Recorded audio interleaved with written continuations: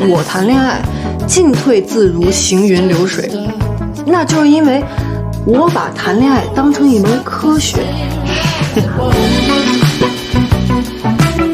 你是不是觉得我特别会谈恋爱，遇到什么样的男的都能搞定？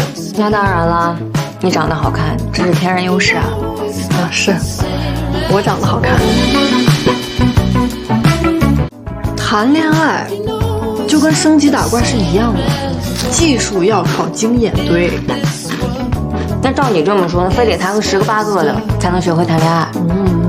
这跟数量没关系，重在质量。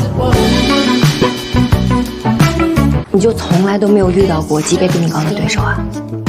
从来没有过，我真想试试。送给你了。